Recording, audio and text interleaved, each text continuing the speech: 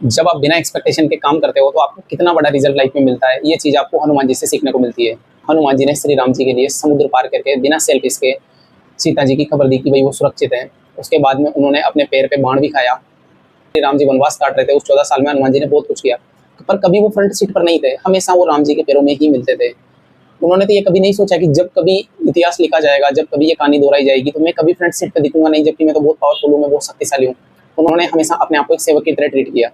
लेकिन उसका रिजल्ट जानते हैं, जब वो बिना सेल्फ इसके काम कर रहे थे, उसका रिजल्ट क्या निकला दोस्त? उसका रिजल्ट ये निकला कि आज इंडिया में या वर्ल्ड में एक ही ऐसे भगवान जी हैं जिनके सबसे ज्यादा मंदिर है। पता है किसके? श्री हनुमान जी के। इसका कारण क्या है? यही प्रकृति का रूल है। जब आप बिना सेल्फिश हुए कुछ अच्छा करते हैं जीवन में, और भगवान आपको यही संदेश देना चाहते हैं, नेचर भी आपको यही संदेश देना चाहती है, आप अपनी पूरी शिद्दत से अपनी जान लगा दीजिए। हनुमान जी ने भी जान ही लगा दी थी दोस्त। उस चीज को पूरी मेहनत से कीजिए, आपको आगे जो रिजल्ट मिलने वाला है वो कंपाउंडिंग का भी बाप होने वाला है। कंपाउंडिंग तो बहुत छोटा शब्द है इसके लिए। जब नेचर देती है ना, वो तोल के नहीं देती है दोस्त, वो बिना सोच समझ के देती है। बस वो ये देखती है कि आपने मेहनत कितनी की है, आपने क्या एक्सपेक्टेशन रखी है, क्या आप ग्रीडी होकर, क्या आप लालची होकर मेहनत कर रहे थे। अपने स्वामी के चरणों में अपने आप को न्यौछावर कर देना। आपके स्वामी कौन है? आपके माता पिता। आप इसको कैसे इंप्लीमेंट कर सकते हो? आपको अपने माता पिता के चरणों में अपने आप को न्यौछावर करना है। उसका तरीका यह है कि आपके माता पिता बस एक ही चीज़ चाहते हैं आपसे जीवन में, आपकी सक्सेस, आपकी खुशी। आपने नोटिस किया होगा, जब भी आपके करियर की बात आती है, वो कैसे भी करके वो एक टाइम का कम खाना खा लेंगे, वो कपड़े कम, वो एक जोड़ी कपड़े कम खरीद लेंगे, लेकिन वो आपके करियर के लिए हमेशा आगे रहते हैं, आपकी पढ़ाई में पैसा देते हैं। तो आपको भी कुछ ऐसा करना चाहिए। आपको नहीं आता है अंदर से कि आपको कुछ ऐसा करना चाहिए कि आप उनके शौक पूरे करो। एक टाइम के बाद आपको बिल्कुल न्यौछावर कर देना है अगले 5 से 7 साल। ये टाइम बहुत पेनफुल होगा। राम जी के लिए भी था 14 वर्ष का वनवास, और उसके बाद की ग्लोरी आपने देखी नहीं है, बहुत शानदार होगी दोस्त। मैं डेफिनेटली बता रहा हूँ।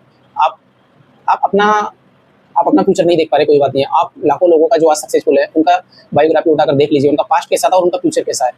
ये टाइम सिर्फ एक ही बार आता है, और एक बार आप इसको निकाल लोगे फुल मेहनत के साथ, तो फिर लाइफ टाइम ग्लोरी ही है। इंटेंशन सही रखिए। हाँ, गोल बनाइए, गोल बनाने में कोई दिक्कत नहीं। आप अपना टारगेट रखिए 2030 तक मेरे को इतना पैसा कमाना है, लेकिन वो सब एथिकल होना चाहिए, उसमें बेईमानी का कुछ नहीं होना चाहिए दोस्त। क्योंकि एथिकल जो नीति नियम है वो किसी को माफ नहीं करते हैं। नीति नियम बिजली के नंगे तार की तरह है, अगर उसे प्रधानमंत्री जी छुएंगे तो भी करंट लगेगा, आप छुएंगे तो भी करंट लगेगा, और ये फैक्ट है।